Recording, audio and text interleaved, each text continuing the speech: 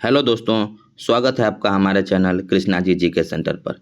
दोस्तों, आज से हम लोग आरआरबी एएलपी और टेक्नीशियन का क्वेश्चन प्रैक्टिस सेशन चालू करने जा रहे हैं, जिसका कि यह पहला एपिसोड है। दोस्तों, जैसा कि आप लोग जानते हैं कि अगले कुछ महीनों में आरआरबी एएलपी और टेक्नीशियन का एग्ज़ाम शुरू होने जा रहा है, तो इसलिए उसका क्वेश्चन प्रैक्टिस करना बहुत ही ज़रूरी हो जाता है। और उसमें भी आरआरबी एएलपी और टेक्नीशियन में बेसिक साइंस एंड इंजीनियरिंग का वेटेज बहुत ज़्यादा है, जिसमें सीबीटी 2 में 40 प्रश्न पूछे जाएंगे। तो सिलेक्शन में अंतर बेसिक साइंस और इंजीनियरिंग से ही आने वाले हैं, क्योंकि दोस्तों मैथ और रीजनिंग तो सभी लोग बनाएंगे, लेकिन मेन अंतर कहाँ पर आ जाएगा? मेन अंतर आ जाएगा बेसिक साइंस और इंजीनियरिंग का। तो यहाँ से ध्यान रखना है कि बेसिक साइंस और इंजीनियरिंग में कितने प्रश्न पूछे जाएंगे? टोटल 40 प्रश्न पूछे जाएंगे। और सिलेक्शन में अंतर यहीं से आने वाला है दोस्तों। तो जिस दिन आपका 40 में से 80% क्वेश्चन सही हो जाए, मतलब 40 में से लगभग 32 प्रश्न अगर सही हो गया आपका, तो समझिए आपका सिलेक्शन पक्का हो जाएगा। तो आप लोग कमेंट बॉक्स में करके बताइएगा कि आपका टोटल कितना सही हुआ। तो चलिए दोस्तों, बिना समय व्यर्थ किए आज के पहले प्रश्न को देखते हैं। दोस्तों, आज का आपका पहला प्रश्न है, किस अम्ल का उपयोग सीसा संचायक बैटरी में किया जाता है? दोस्तों, जब तक मैं अपना ऑप्शन पढ़ूंगा तब तक आप लोग को अगर उत्तर पता है तो आप लोग अपना उत्तर ए बी सी डी करके कमेंट बॉक्स में करके दीजिएगा। और लास्ट में आपका टोटल कितना सही हुआ वो भी कमेंट बॉक्स में करके बताइएगा। इससे आपका प्रैक्टिस करने का जो तरीका है वो बदल जाएगा और आपके माइंड में भी बैठता जाएगा कि हमको 80% सही करना ही है। तो 40 प्रश्न है टोटल, उसमें से अगर 32 प्लस सही हो रहा है, मतलब आप समझिए आपका सिलेक्शन तैयारी अच्छी है, आपका सिलेक्शन होना बहुत मतलब पक्का ही समझिए। तो इसलिए दोस्तों कमेंट बॉक्स में करके ज़रूर बताइएगा। तो चलिए हम लोग पहला प्रश्न का ऑप्शन देखते हैं। क्या पहला प्रश्न है क्या कि सीसा संचायक बैटरी में किस अम्ल का उपयोग किया जाता है? ऑप्शन देखते हैं। ऑप्शन है ए सल्फ्यूरिक अम्ल, ऑप्शन बी है हाइड्रोक्लोरिक अम्ल, ऑप्शन सी है नाइट्रिक अम्ल, ऑप्शन डी दिया है एसिटिक अम्ल। तो बताइए दोस्तों, सीसा संचायक बैटरी में किस अम्ल का उपयोग किया जाता है? दोस्तों, इस प्रश्न का सही उत्तर है ऑप्शन ए, सीसा संचायक बैटरी में सल्फ्यूरिक अम्ल का इस्तेमाल किया जाता है। ध्यान रखिएगा दोस्तों, इस सल्फ्यूरिक अम्ल का फार्मूला क्या होता है? H2SO4। तो आपका सही उत्तर क्या हो जाएगा? Option A. चलिए आज के दूसरे प्रश्न को देखते हैं। दोस्तों, आज का आपका दूसरा प्रश्न है, एस्टिग्मेटिज्म एक बीमारी है। दोस्तों उत्तर दीजिए, एस्टिग्मेटिज्म एक बीमारी है। आपका ऑप्शन है ए कानों की, ऑप्शन बी आँखों की, ऑप्शन सी नाकों की, ऑप्शन डी गले की। तो दोस्तों बताइए कि एस्टिग्मेटिज्म जो बीमारी है उसका संबंध किससे है? तो आपका सही उत्तर हो जाएगा ऑप्शन बी, एस्टिग्मेटिज्म बीमारी का संबंध आँख से है, मतलब आँखों में हो जाती है एस्टिग्मेटिज्म बीमारी। तो आपका सही उत्तर हो जाएगा ऑप्शन बी। चलिए आज के तीसरे प्रश्न को देखते हैं। दोस्तों, जब तक मैं अपना ऑप्शन पढ़ता हूँ उतना में अगर आपको उत्तर पता है तो कमेंट बॉक्स में करके दीजिए, ताकि इसीलिए मैं ऑप्शन पढ़ता हूँ, बाकी कोई प्रॉब्लम नहीं है। चलिए आज के तीसरे प्रश्न पर चलते हैं। दोस्तों, आज का आपका तीसरा प्रश्न है, मेलाकोनाइट किस धातु का खनिज है? आपका ऑप्शन है ए तांबा, ऑप्शन बी चांदी, option C magnesium, option D लोहा। तो बताइए दोस्तों, मेलाकोनाइट किस धातु का खनिज है? दोस्तों आपका सही उत्तर हो जाएगा ऑप्शन ए तांबा। मेलाकोनाइट किस धातु का खनिज है? तांबा का खनिज है। चलिए आज के अगले प्रश्न पर चलते हैं। दोस्तों, आज का आपका चौथा प्रश्न है, विश्व स्वास्थ्य दिवस कब मनाया जाता है? सही उत्तर दीजिए दोस्तों। आपका ऑप्शन है ए 7 अप्रैल, ऑप्शन बी 15 मार्च को, ऑप्शन सी 9 अप्रैल को, ऑप्शन डी 10 अप्रैल को। दोस्तों बताइए विश्व स्वास्थ्य दिवस कब मनाया जाता है? दोस्तों आपका सही उत्तर हो जाएगा ऑप्शन ए 7 अप्रैल को विश्व स्वास्थ्य दिवस मनाया जाता है। चलिए दोस्तों आज के अगले प्रश्न पर चलते हैं। दोस्तों आज का आपका पांचवा प्रश्न है, मनुष्य के शरीर में कितना लीटर रुधिर होता है? मनुष्य के शरीर में कितना लीटर रुधिर मतलब खून होता है? दोस्तों चलते हैं। आपका ऑप्शन है A 1 litre, option B 4 litre, option C 5 से 6 लीटर, ऑप्शन डी 10 लीटर। तो बताइए दोस्तों, मनुष्य के शरीर में कितना लीटर रुधिर होता है? बहुत ही इंपॉर्टेंट प्रश्न है दोस्तों, ये सब आरआरबी एएलपी टेक्नीशियन के लिए। दोस्तों आपका सही उत्तर हो जाएगा ऑप्शन सी, मनुष्य के शरीर में कितना लीटर रुधिर होता है? 5 से 6 लीटर। पूरा ध्यान में रखिएगा दोस्तों। चलिए आज के अगले प्रश्न पर चलते हैं। दोस्तों आज का आपका छठा प्रश्न है, विद्युत धारा का चुंबकीय प्रभाव सर्वप्रथम अवलोकित किया? विद्युत धारा के चुंबकीय प्रभाव को सर्वप्रथम किसने अवलोकित किया? आपका ऑप्शन है ए हेनरी द्वारा, ऑप्शन बी ऑर्स्टेड द्वारा, ऑप्शन सी फैराडे द्वारा, ऑप्शन डी वोल्ट द्वारा। सही उत्तर दीजिए दोस्तों कमेंट बॉक्स में। इसका सही उत्तर क्या हो जाएगा? तो दोस्तों विद्युत धारा के चुंबकीय प्रभाव को सर्वप्रथम किसने अवलोकित किया था? आपका सही उत्तर हो जाएगा ऑप्शन बी ऑर्स्टेड द्वारा अवलोकित किया गया था। मतलब magnetic effect of electric current सबसे पहले किसने डिस्कवर किया था, मतलब किसने खोजा? ऑर्स्टेड ने। आपका सही उत्तर हो जाएगा ऑप्शन बी। चलिए आज के अगले प्रश्न पर चलते हैं। दोस्तों आज का आपका 7वां प्रश्न और बहुत ही इंपॉर्टेंट प्रश्न है। न्यूरॉन किसकी इकाई है? तो आपका ऑप्शन हो जाएगा ए संयोजी ऊतक का, ऑप्शन बी पेशी ऊतक का, ऑप्शन सी एपिथेलियम ऊतक का और ऑप्शन डी तंत्रिका ऊतक का। सही उत्तर दीजिए दोस्तों कमेंट बॉक्स में कि न्यूरॉन किसकी इकाई है। दोस्तों इस प्रश्न का सही उत्तर हो जाएगा ऑप्शन डी न्यूरॉन किसकी इकाई है? तंत्रिका ऊतक का। बहुत ही इंपॉर्टेंट प्रश्न, बार बार सभी एग्जामों में पूछा गया है दोस्तों ये प्रश्न कि न्यूरॉन किसकी इकाई है। चलिए आज के अगले प्रश्न पर चलते हैं। दोस्तों आज का आपका 8वां प्रश्न है। शरीर में हीमोग्लोबिन का कार्य क्या है? हमारे शरीर में हीमोग्लोबिन होता है, उसका कार्य क्या है? तो सही उत्तर दीजिए कमेंट बॉक्स में। तब तक मैं ऑप्शन पढ़ता हूँ। आपका ऑप्शन है ए ऑक्सीजन का परिवहन, ऑप्शन बी जीवाणुओं का नाश, ऑप्शन सी रक्ताल्पता का निवारण और ऑप्शन डी लौह का उपयोजन। दोस्तों तो हीमोग्लोबिन का हमारे शरीर में क्या है? ऑक्सीजन का परिवहन, पूरे शरीर में ले जाना। तो उसका सही क्या हो जाएगा? आपका सही उत्तर हो जाएगा ऑप्शन ए। हीमोग्लोबिन का काम क्या है? ऑक्सीजन का परिवहन। सही उत्तर ऑप्शन ए। बहुत इंपॉर्टेंट प्रश्न है दोस्तों ये सब। चलिए आज के अगले प्रश्न पर चलते हैं। आज का आपका 9वां प्रश्न है। रेडियोधर्मी तत्व जिसका भारत में विशाल भंडार पाया जाता है। बताइए दोस्तों कौन सा रेडियोधर्मी तत्व है जिसका भारत में विशाल भंडार पाया जाता है? आपका ऑप्शन है A uranium, option B thorium, option C है रेडियम, ऑप्शन डी है प्लूटोनियम। इन चारों में से कौन सा सही उत्तर हो जाएगा? कौन सा रेडियोधर्मी तत्व है जिसका भारत में विशाल भंडार पाया जाता है? दोस्तों आपका सही उत्तर हो जाएगा ऑप्शन बी थोरियम। थोरियम का भारत में विशाल भंडार है दोस्तों, ध्यान रखिएगा। केरल जो है ना हमारा राज्य, उसके तट पे। चलिए आज के अगले प्रश्न पर चलते हैं। दोस्तों आज का आपका 10वां प्रश्न है। किसी मानव आँख की रेटिना पर बना प्रतिबिंब है। किसी मानव आँख की रेटिना पर कैसा प्रतिबिंब बनता है दोस्तों? इसका जवाब देना है। आपका ऑप्शन ए वास्तविक एवं सीधा, ऑप्शन बी है वास्तविक एवं उल्टा, ऑप्शन सी है काल्पनिक एवं सीधा, ऑप्शन डी है काल्पनिक एवं उल्टा। तो बताइए दोस्तों कि मानव आँख की रेटिना पर कैसा प्रतिबिंब बनता है? दोस्तों आपका सही उत्तर हो जाएगा ऑप्शन बी वास्तविक एवं उल्टा। मानव आँख की रेटिना पर कैसा प्रतिबिंब बनता है? वास्तविक एवं उल्टा प्रतिबिंब बनता है। सॉरी दोस्तों, आपका सही उत्तर हो जाएगा ऑप्शन ए वास्तविक एवं सीधा। इस प्रश्न का सही उत्तर हो जाएगा ऑप्शन ए वास्तविक एवं सीधा प्रतिबिंब बनता है।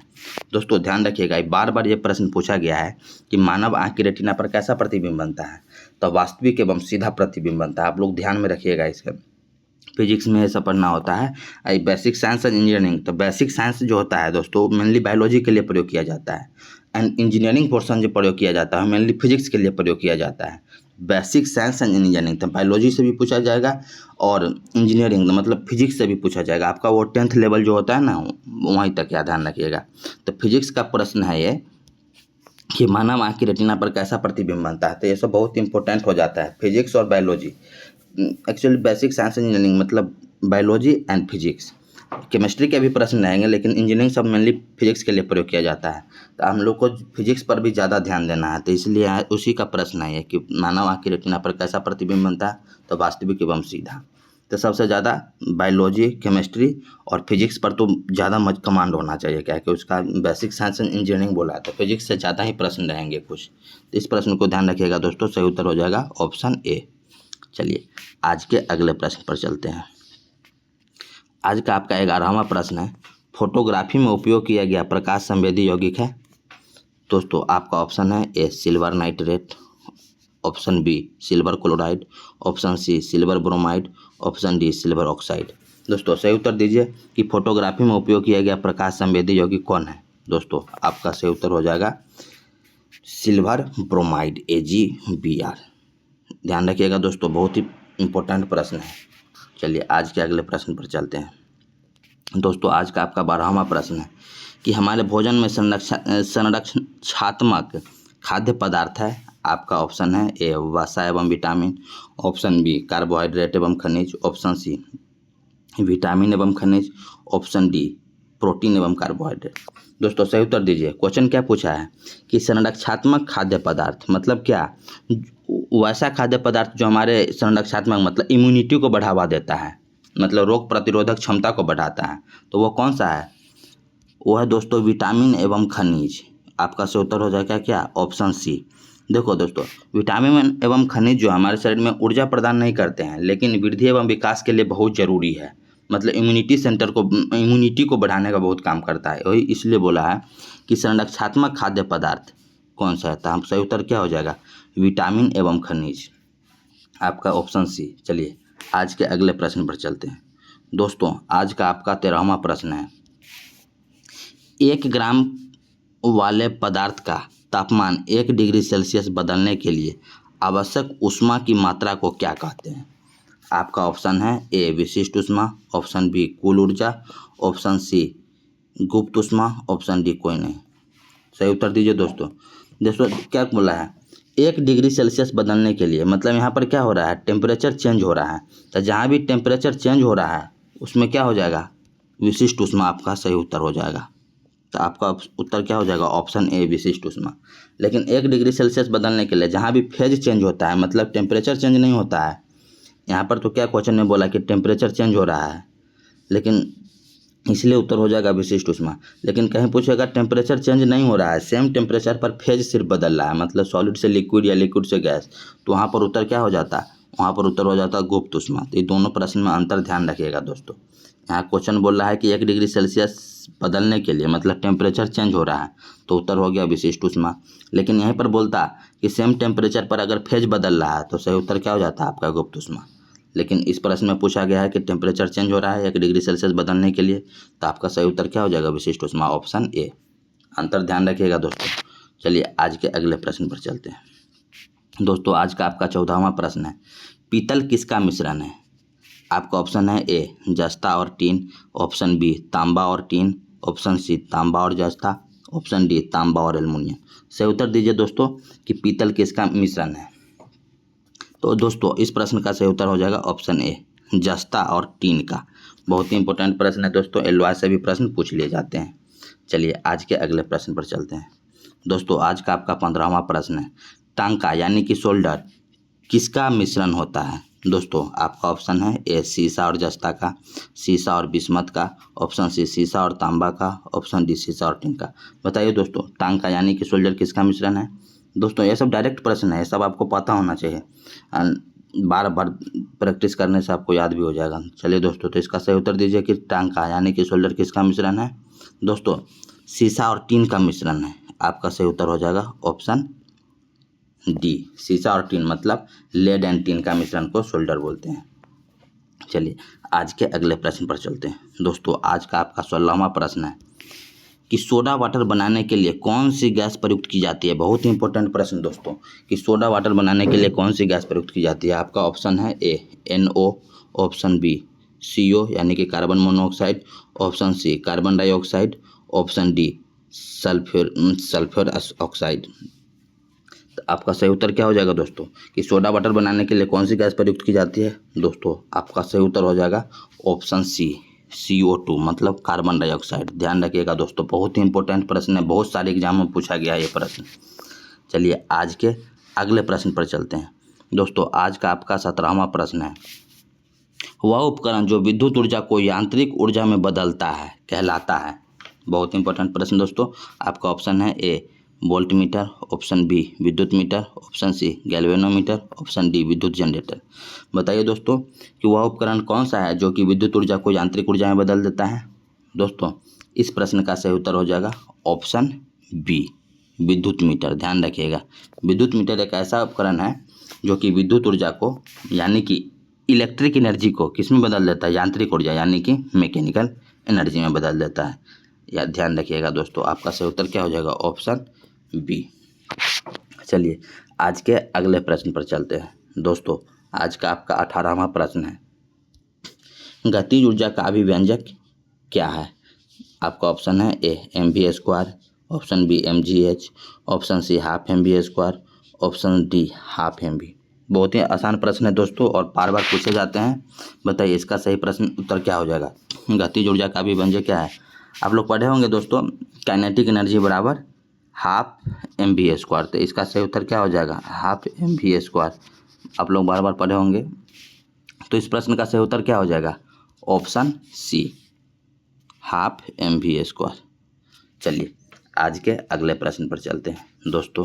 आज का आपका 19वां प्रश्न है, प्रतिध्वनि किस कारण सुनाई जाती है। मतलब प्रतिध्वनि किस कारण सुनी जाती है। आपका ऑप्शन है ए ध्वनि तरंगों का परावर्तन, ध्वनि तरंगों का अपवर्तन, ध्वनि तरंगों का व्यतिकरण, अनुनाद। तो प्रतिध्वनि के कारण क्या है दोस्तों, सही उत्तर दीजिए दोस्तों।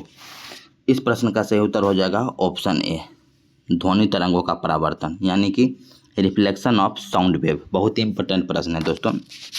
कहीं कहीं देखते हैं ना, आवाज़ टकराकर दोबारा सुनाई देती है, मतलब वह किसी अवरोध से टकराता है और फिर रिफ्लेक्ट हमारे तरफ होता है, तो उसी को बोलते हैं रिफ्लेक्शन। रिफ्लेक्शन ऑफ ध्वनि मतलब साउंड और तरंग मतलब wave, the reflection of sound wave. ये ध्यान में रखिएगा, ध्वनि तरंग के परावर्तन के कारण हमें प्रतिध्वनि सुनाई देती है। ध्यान रखिएगा दोस्तों, बहुत ही इंपॉर्टेंट प्रश्न है। चलिए आज के 20वें प्रश्न पर चलते हैं दोस्तों। आज का आपका 20वां प्रश्न है, पानी से भरे एक बर्तन में बर्फ का एक टुकड़ा तैर रहा है। पूरी बर्फ के पिघलने पर बर्तन का जल स्तर पर क्या प्रभाव पड़ेगा। तो चलिए आपका ऑप्शन है ए बढ़ेगा, ऑप्शन बी घटेगा, ऑप्शन सी अपरिवर्तित रहेगा, ऑप्शन डी कोई नहीं। दोस्तों सही उत्तर क्या हो जाएगा इस प्रश्न का, पानी से भरा एक बर्तन है जिसमें बर्फ का टुकड़ा तैर रहा है, तो पूरा बर्फ पिघल जाएगा, तो जल स्तर पर क्या प्रभाव पड़ेगा। दोस्तों जल स्तर पर कोई प्रभाव नहीं पड़ेगा, यानी कि अपरिवर्तित रहेगा। आप ध्यान रखिएगा दोस्तों, बहुत ही इंपॉर्टेंट प्रश्न है, ये भी बार बार पूछा जाता है। जल स्तर पर कोई प्रभाव नहीं पड़ेगा, ध्यान रखिएगा। चलिए आज के अगले प्रश्न पर चलते हैं दोस्तों। आज का आपका 21वां प्रश्न है, दो समांतर दर्पणों के बीच धातु के एक गोले को रखा जाता है, इससे बने प्रतिबिंबों की संख्या कितनी होगी। आपका ऑप्शन है A 0, option B 1, option C 3, option D असंख्य। बताइए दोस्तों सही उत्तर क्या हो जाएगा। दोस्तों जब दर्पण समांतर हो, दोनों दर्पण अगर समांतर हो और उसके बीच एक कोई गोला रखा जाएगा, तो उसमें प्रतिबिंबों की संख्या, ध्यान रखिएगा, जब दोनों समांतर दर्पण हो, मतलब उस स्थिति में, जब समांतर दर्पण हो उसी स्थिति में बोल रहे हैं समांतर, उस स्थिति में क्या होगा कि प्रतिबिंबों की संख्या असंख्य, मतलब क्या, अनगिनत हो जाएगी। ध्यान रखिएगा, ई मतलब इसका ये ध्यान रखिएगा कि मतलब यहाँ पर क्या है, दो समांतर दर्पण है। ई केस बहुत इंपॉर्टेंट है। अगर समांतर दर्पण जैसे ही बोले तो प्रतिबिंबों की संख्या हो जाएगी असंख्य, अनगिनत। ये ध्यान रखिएगा। चलिए आज के अगले प्रश्न पर चलते हैं। आज का आपका 22वां प्रश्न है, सार्स बीमारी में अक्षर ए निरूपित किसको करता है। आपका ऑप्शन है A and, option B asthma, option C anti, option D acute. तो ये जो सार्स है, इसमें ऑप्शन इसका ध्यान में रखना है। जो सार्स है इसका फुल फॉर्म क्या होता है, वो ध्यान में रखने से ऑप्शन ए किसको निरूपित करता है पता चल जाएगा। सार्स में एस का मतलब होता है सीवियर, ए का मतलब होता है एक्यूट, और आर का मतलब होता है रेस्पिरेटरी, और एस का मतलब होता है सिंड्रोम। तो ए किसको यहाँ पर बता रहा है, एक्यूट को। ये ध्यान में रखिएगा, एक्यूट। तो आपका सही उत्तर क्या हो जाएगा, ऑप्शन डी। इसका पूरा फुल फॉर्म ऐसे आप लोग ध्यान रखिएगा, सार्स का सेवियर एक्यूट रेस्पिरेटरी सिंड्रोम। तो हमको पता करना, ए के बारे में पूछा है, तो ए किसको निरूपित कर रहा है, एक्यूट को। ध्यान में रखिएगा दोस्तों, बहुत ही इंपॉर्टेंट प्रश्न है। सार्स कोरोना वायरस सुने होंगे, ये भी कोरोना वायरस जो आया था जो भी इसी का पार्ट है, इसी में आ जाता है सार्स कोरोना वायरस। तो ध्यान में रखिएगा, इस इम्पोर्टेंट क्वेश्चन में पूछ सकता है। चलिए आज के अगले प्रश्न पर चलते हैं दोस्तों। आज का आपका 23वां प्रश्न है, डिप्थीरिया बीमारी प्रभावित करती है।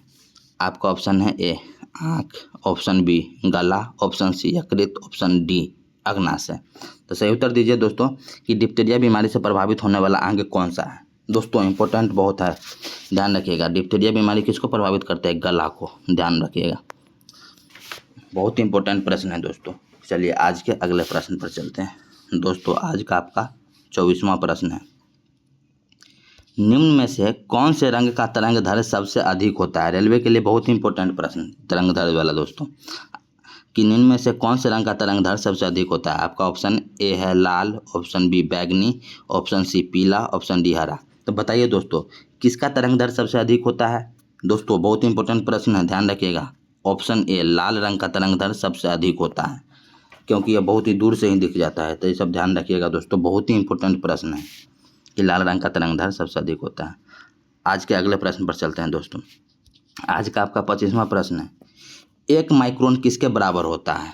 आपका ऑप्शन है ए 100 mm के बराबर होता है, option B 1000 mm, option C 0.01 mm, option D 0.001 mm। तो बताइए दोस्तों 1 माइक्रोन किसके बराबर होता है। दोस्तों ध्यान रखिएगा, 1 माइक्रोन बराबर होता है 1/1000 mm, ये ध्यान में रखिएगा। तो 1/1000 mm किसके बराबर हो जाएगा। पॉइंट हटाएंगे, जीरो को ऊपर ले जाएं तो 0.001। तो ये ध्यान में रखिएगा दोस्तों, 1 माइक्रोन किसके बराबर होता है 1/1000 mm के। तो इसको अगर आगे हम सॉल्व करते कितना आएगा 0.001 mm। तो आपका सही उत्तर क्या हो जाएगा ऑप्शन डी 0.001 mm। बहुत बार पूछा गया है दोस्तों कि 1 माइक्रोन किसके बराबर होता है। चलिए आज के अगले प्रश्न पर चलते हैं दोस्तों। आज का आपका 26वां प्रश्न है, सभी गैस शून्य आयतन प्राप्त करते हैं जब तापक्रम घटाया जाता है। तो आपका ऑप्शन है A 273 degree Celsius, option B 27.3 degree Celsius, option C -273 degree Celsius, option D 0 degree Celsius. तो बोल रहा है सभी गैस शून्य आयतन कब प्राप्त करते हैं। तो दोस्तों मतलब बोला है वॉल्यूम जीरो कब हो जाएगा, किस टेम्परेचर पर वॉल्यूम जो है जीरो हो जाएगा। तो आप लोग दोस्तों एक पढ़े होंगे पीवी बराबर होता है एमआरटी, जरूर पढ़े होंगे। तो यहाँ से अगर हम वॉल्यूम निकालें तो वॉल्यूम बराबर क्या हो जाएगा mRT/P। अब देखिए दोस्तों इसमें क्या है कि इसमें mR मतलब मास और ये आर जो होता है गैस कांस्टेंट होता है, पी प्रेशर होता है।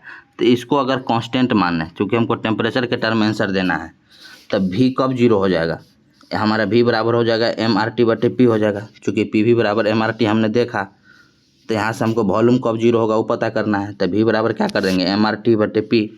देखिए अब कब जीरो होगा जब टेम्परेचर जीरो होगा। यहाँ पर टेम्परेचर ध्यान में रखिएगा, इस फार्मूला में जब भी टेम्परेचर हम लोग यूज करते हैं तो टेम्परेचर किस में यूज करते हैं केल्विन में। और यहाँ पर दिया है क्या टेम्परेचर ऑप्शन में जो दिया है हमारा वो डिग्री सेल्सियस में है। हम लोग जानते हैं डिग्री सेल्सियस से केल्विन में लाने के लिए 273 ऐड करते हैं। मान लीजिए अगर कभी बोलता है 27 डिग्री सेल्सियस टेम्परेचर, अगर आप लोगों को कहीं बोलता है तो 27 डिग्री सेल्सियस अगर कहीं बोलता है तो इसमें अगर 273 ऐड कर दीजिएगा तो केल्विन में आ जाता है, मतलब 300 केल्विन हो जाएगा। तो यहाँ पर देखिए अगर टेम्परेचर इस फार्मूला में अगर टेम्परेचर जीरो हो जाएगा मतलब वॉल्यूम भी जीरो हो जाएगा, इसका कोई वैल्यू रहेगा नहीं। तो टेम्परेचर जीरो मतलब हमको कितना चेंज करना है 0 केल्विन करना है, तभी तो पूरा वॉल्यूम जीरो होगा। तो 0 केल्विन किस ऑप्शन में ऐड करने से मिलेगा, देखिए ऑप्शन सी यहाँ पर देखिए -273 डिग्री सेल्सियस है। तो इसमें अगर +273 कीजिएगा तो 0 केल्विन नहीं आ जाएगा, और 0 केल्विन इस फार्मूला में पुट कीजिएगा तो वॉल्यूम जीरो नहीं हो जाएगा। तो एक क्वेश्चन है, क्या बोल रहा है क्वेश्चन कि किस तापक्रम पर आयतन शून्य हो जाता है। तो आपका सही उत्तर क्या हो जाएगा ऑप्शन सी -273 डिग्री सेल्सियस। दोस्तों अगर समझ में नहीं आया होगा तो बैक करके फिर से देखिएगा, बहुत अच्छा कॉन्सेप्ट है ये क्वेश्चन पूछा जो है, फिर से देखिएगा उसको बैक करके समझ में आ जाएगा। तो आपका सही उत्तर क्या हो जाएगा किस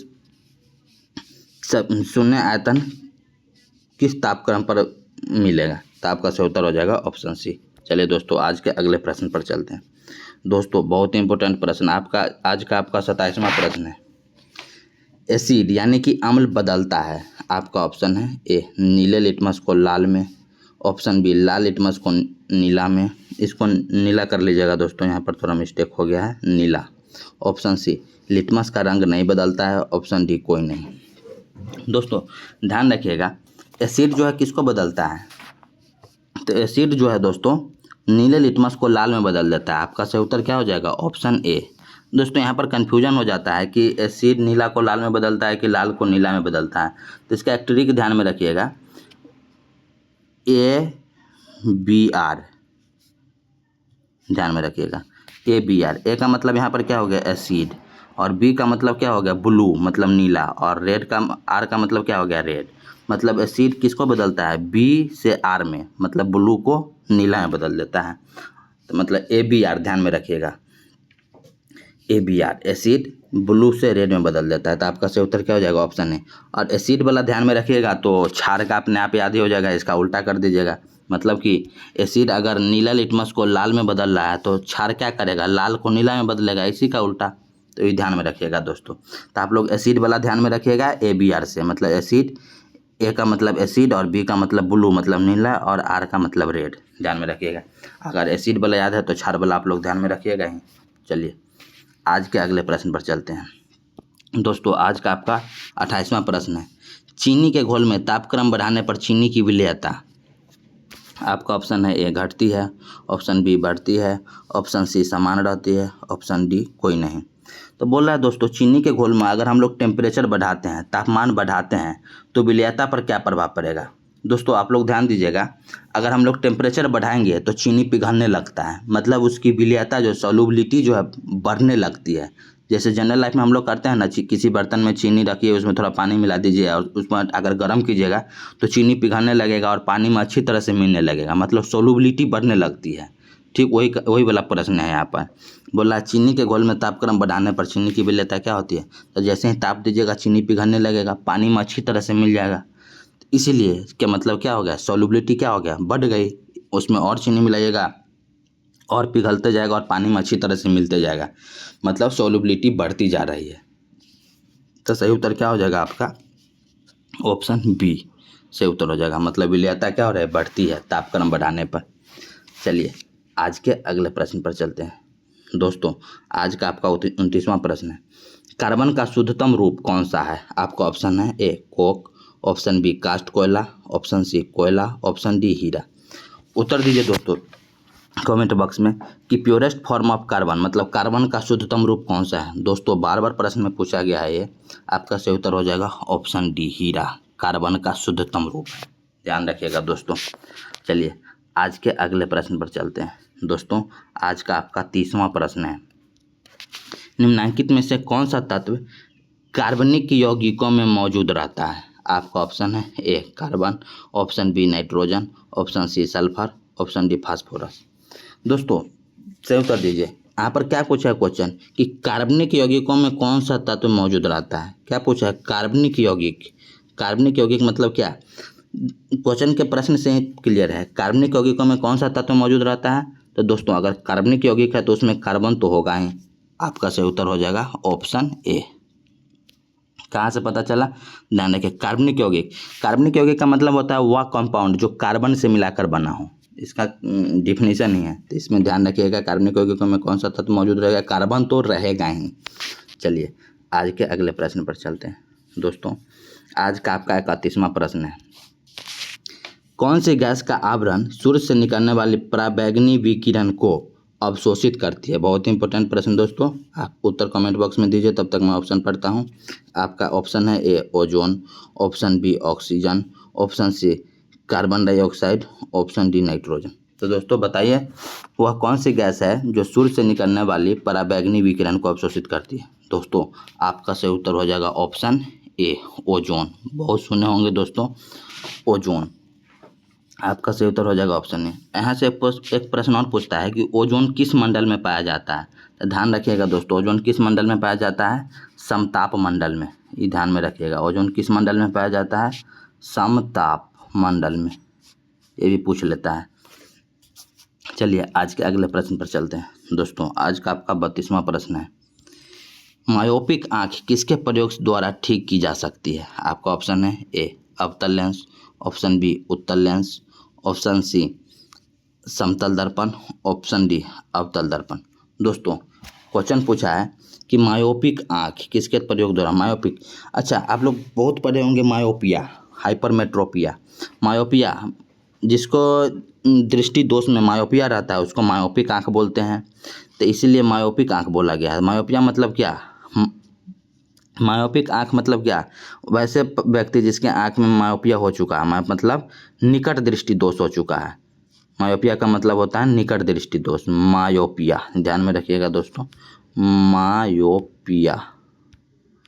मायोपिया का मतलब जिसके आँख में मायोपिया हुआ रहता है उसको मायोपिक आँख बोलते हैं। तो मायोपिया का क्या मतलब होता है? निकट दृष्टि दोष। निकट दृष्टि दोष, ये ध्यान में रखिएगा, निकट दृष्टि दोष। तो निकट दृष्टि दोष को कैसे हम लोग ठीक करते हैं? तो निकट दृष्टि दोष को ठीक करने के लिए अवतल लेंस का प्रयोग किया जाता है। तो आपका सही उत्तर क्या हो जाएगा? Option A. ध्यान रखिएगा दोस्तों, मायोपिया। मायोपिया का मतलब क्या हो गया? निकट दृष्टि दोष। और निकट दृष्टि दोष में हम लोग प्रयोग करते हैं अवतल लेंस का, सीधा ध्यान में रखिएगा।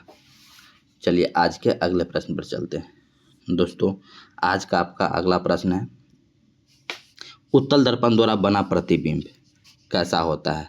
आपका ऑप्शन है ए वास्तविक तथा सीधा होता है, ऑप्शन बी वास्तविक तथा उल्टा होता है, ऑप्शन सी काल्पनिक तथा सीधा होता है, ऑप्शन डी काल्पनिक तथा उल्टा होता है। दोस्तों ध्यान रखिएगा, उत्तल दर्पण हमेशा काल्पनिक प्रतिबिंब बनाता है, ये ध्यान में रखिएगा। तो काल्पनिक प्रतिबिंब बनाता है तो ऑप्शन ए और बी तो हट गया, अब काल्पनिक ऑप्शन सी और डी दोनों में है। तो एक चीज़ और ध्यान रखिएगा, उत्तल दर्पण जो हमेशा काल्पनिक एवं सीधा प्रतिबिंब बनाता है, उल्टा प्रतिबिंब कभी नहीं बनाता है। तो एक ही ऑप्शन बच जाता है आपका ऑप्शन सी। ध्यान रखिएगा, उत्तल दर्पण हमेशा काल्पनिक एवं सीधा प्रतिबिंब बनाता है, ध्यान रखिएगा हमेशा दोस्तों।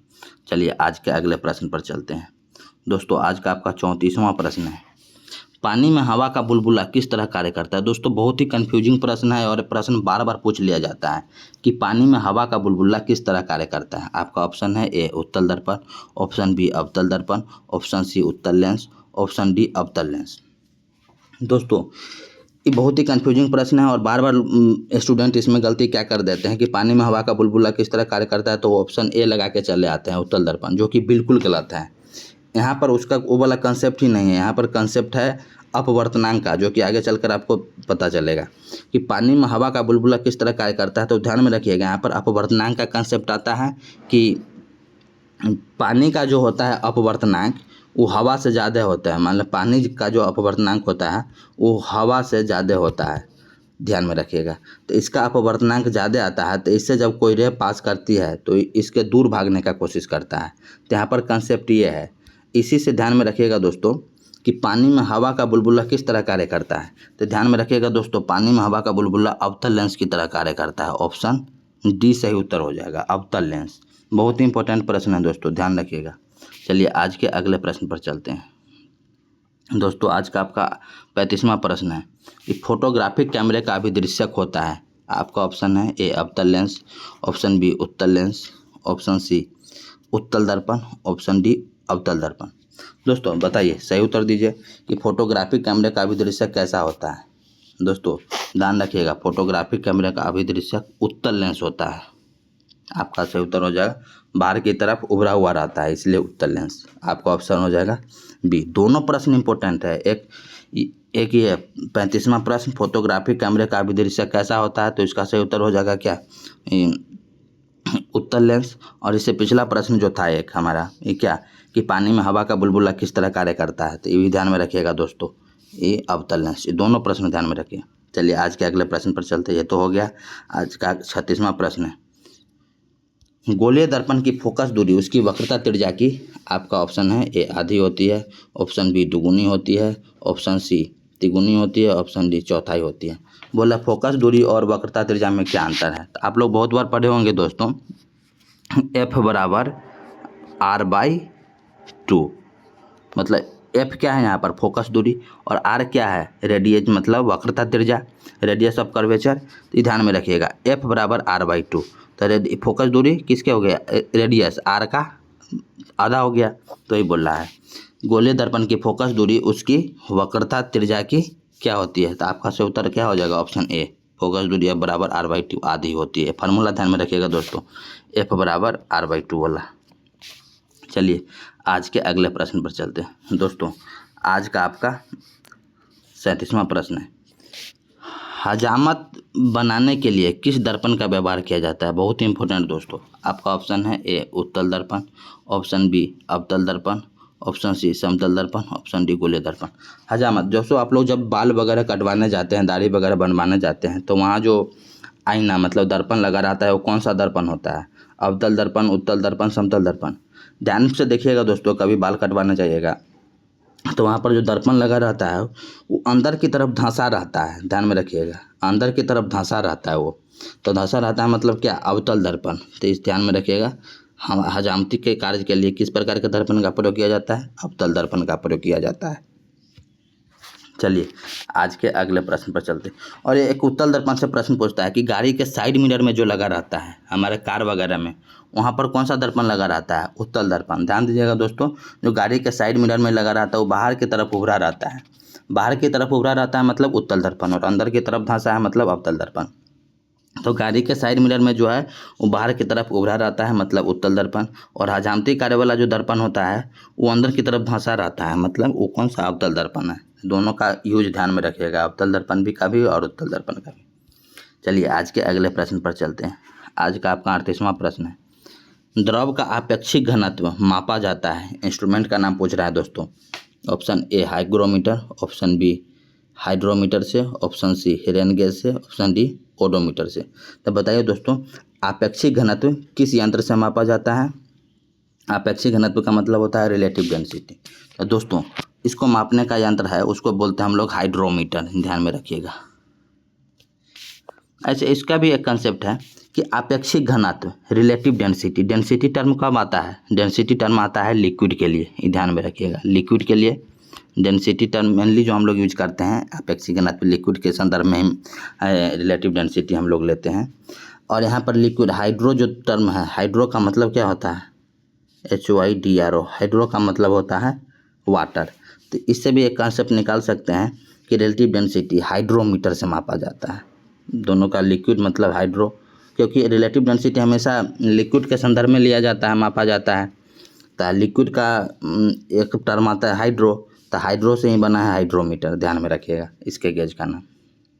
चलिए आज के अगले प्रश्न पर चलते हैं दोस्तों। आज का आपका अगला प्रश्न है कि दूध की शुद्धता किस यंत्र से मापी जाती है। Option A lactometer, option B fathometer, option C hydrometer, option D tachometer. तो बताइए दोस्तों कि दूध की शुद्धता किस यंत्र से मापी जाती है। आपका सही उत्तर हो जाएगा ऑप्शन ए लैक्टोमीटर से, ध्यान में रखिएगा दोस्तों।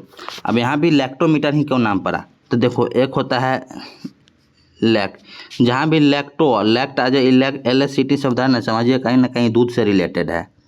एक लैक्टिक एसिड भी होता है, तो ये सब ध्यान में रखिएगा। दूध वाला टर्म आ जाएगा तो LACT टर्म खोजिएगा, लैक्ट, तो ये ध्यान में रखिएगा। तो यहाँ पर क्या पूछा है कि दूध की शुद्धता किस यंत्र से मापी जाती है, तो आपका सही उत्तर क्या हो जाएगा ऑप्शन ए लैक्टोमीटर से। चलिए आज के अगला प्रश्न पर चलते हैं दोस्तों। आज का आपका 40वां और अंतिम प्रश्न है, मोटर गाड़ी का चालक के सामने लगा रहता है, अभी हमने ऊपर डिस्कस किया था दोस्तों। आपका ऑप्शन है ए उत्तल दर्पण, ऑप्शन बी अवतल दर्पण, ऑप्शन सी समतल दर्पण, ऑप्शन डी एक लेंस। तो हम क्या बताएं कि मोटर गाड़ी के चालक के सामने कौन सा दर्पण लगा रहता है, तो बाहर की तरफ उभरा रहता है दोस्तों। बाहर की तरफ अगर उठा हुआ है मतलब क्या, उत्तल दर्पण। सही उत्तर क्या हो जाएगा ऑप्शन ए, ऊपर हम लोगों ने डिस्कस भी किया था इसको। तो दोनों यूज ध्यान में रखिएगा। और एक प्रश्न दोस्तों आपके लिए है, उसका उत्तर आप लोग कमेंट बॉक्स में करके दीजिएगा। साथ ही 40 प्रश्न में से कितना सही हुआ वो भी कमेंट बॉक्स में करके दीजिएगा। अगर दोस्तों आपका 40 प्रश्न में से 32 प्रश्न सही हो जाता है, मतलब 40 का 80% कितना हुआ 32। अगर 32% आपका सही हो जाता है मतलब समझिए आपकी तैयारी जो है सही दिशा में चल रही है। और ज़्यादा से ज़्यादा प्रश्न को सॉल्व करने का कोशिश कीजिए और इसको मेंटेन करने का कोशिश कीजिए। अगर दोस्तों आपका 80% प्रश्न सही हो रहा है ना बेसिक साइंस इंजीनियरिंग का, तो आप समझिए आपका सिलेक्शन का बहुत ज़्यादा चांस है, क्योंकि सिलेक्शन में जो अंतर आने वाला है वो बेसिक साइंस इंजीनियरिंग से ही आने वाला है। क्योंकि दोस्तों मैथ और रीजनिंग तो सभी लोग बनाएंगे, लेकिन अंतर कहाँ हो जाएगा, अंतर हो जाएगा बेसिक साइंस एंड इंजीनियरिंग का, क्योंकि यह मतलब सिलेक्शन में मेजर रोल प्ले करेगा। दोस्तों एक प्रश्न आपके लिए जो है उसका उत्तर आप लोग कमेंट बॉक्स में करके दीजिएगा। आपके लिए प्रश्न क्या है कि ध्वनि की तीव्रता मापी जाती है। आपका ऑप्शन है ए डेसिबल में, ऑप्शन बी तरंग में, ऑप्शन सी आवृत्ति में, ऑप्शन डी श्रव्य तरंग में। तो इसका सही उत्तर क्या है दोस्तों, आप लोग कमेंट बॉक्स में करके दीजिए। और साथ ही ये भी बताइएगा कमेंट बॉक्स में कि आपका टोटल कितना प्रश्न सही हुआ।